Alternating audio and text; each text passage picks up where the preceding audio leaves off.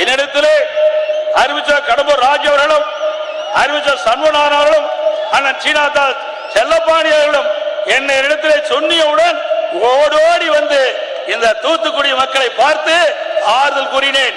18ஆம் தேதி தண்ணீர் சென்று கொண்டிருக்கிறது.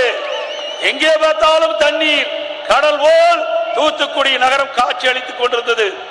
மக்களுக்கு ஆறுதல் சொன்னேன். வருகின்ற பொழுது என்னால் முடிந்த நிவாரண பொருட்களை கொண்டு வந்து கீழே இறக்கிறதுக்கு கூட முடியல. தண்ணி இடுப்பளவு நிக்குது. அதிலேயே நான் நம்முடைய பொதுமக்களுக்கு அந்த நிவாரண பொருள்லாம் கொடுத்து விட்டு சென்றேன். எதற்காக சொல்லி சொன்னால், ஒரு அரசாங்கம் என்று சொன்னால் மக்களுக்கு பாதிப்பு ஏற்படுகிற பொழுது ஓடோடி வந்து உதவி செய்ய வேண்டும்.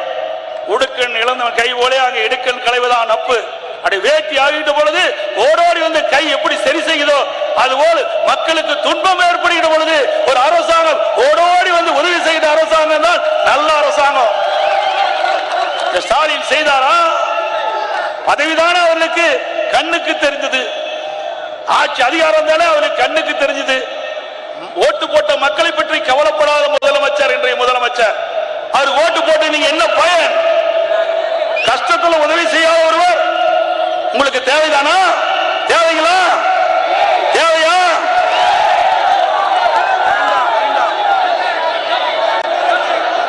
அதோட அனைத்து இந்திய அண்ணா திராவிடம், அது மட்டுமல்ல, அதிமுக ஆட்சியில தூத்துக்குடி நகரத்துக்கு ஸ்மார்ட் சிட்டி திட்டத்தின் மூலமாக 1000 கோடி கொடுத்தோம்.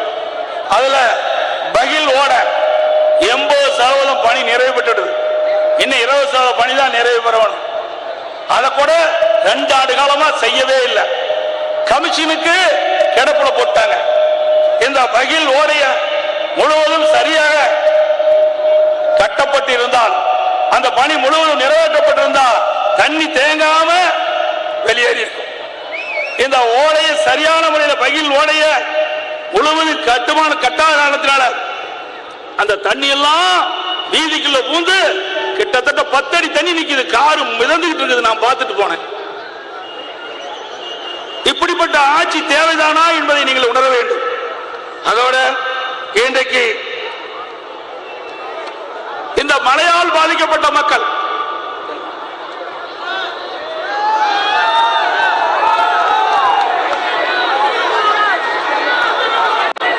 நம்முடைய வேட்பாளர் அறிவிச்சார் சிவசாமி வேலுமணி அவர்கள், அவருடைய கிராமம் கனமழை வெள்ளம் கிராமம் பூரா சூழ்ந்துட்டது. அவருடைய வீட்டுல 200 பேர் காப்பாற்றினார். 200 பேர் ஒரு வீட்டில் இருந்தாங்க. 3 நாட்கள் உணவு கொடுத்தார். அப்படிப்பட்ட நல்ல உள்ளம் படைத்த வேட்பாளர் நம்ம வேட்பாளர். இன்றைக்கு சேதமடைந்த இந்த மழையால் பல வீடுகள் தண்ணீர் பூந்து சேதமடைந்த உடைமைகளுக்கு நிவாரணம் கொடுக்கல இந்த அரசாங்கம். அதே போல கனமழையால் கிராமம் சூழ்ந்து விவசாயிகள் பயிரிட்ட பயிர்கள் எல்லாம் சேதமடைந்தது. அந்த பயிர்களுக்கும் நிவாரண உதவி முறையாக வழங்காத அரசாங்கம் தான் விடியா திமுக அரசு. அப்படி அவர்கள் விவசாயம் ஊரம் விவசாயிகள் அத்தனையும் பாதிக்கப்பட்டுட்டாங்க. அந்த விவசாயிகளுக்கும் உதவி செய்யல. இப்படிப்பட்ட ஒரு அரசாங்கம் தேவைதானா என்பதை நீங்கள் எண்ணி பார்க்க வேண்டும். அதோட இன்னைக்கு உங்க வீட்டுக்கு முன் நிறுத்தப்பட்ட கார், இருசக்கர வாகனம் எல்லாம் தண்ணீர் மூழ்கி பழுது ஏற்பட்டு விட்டது. அந்த பழுதை சரி செய்ய வேண்டும் என்று நான் அறிக்கை வெளியிட்டேன். அதையும் சரி செய்யல. அதனால ஏழை எளிய மக்கள் கடன் வாங்கி 4 சக்கர இருசக்கர வாகனத்தை வாங்கி அவர்கள் பயன்படுத்திட்டு இருந்தாங்க. அதுவும் மிக மிக பெரிய சோதனைக்குள்ளாயிட்டாங்க. அதுக்கு தேவையான உதவி இந்த அரசாங்கம் செய்யவில்லை.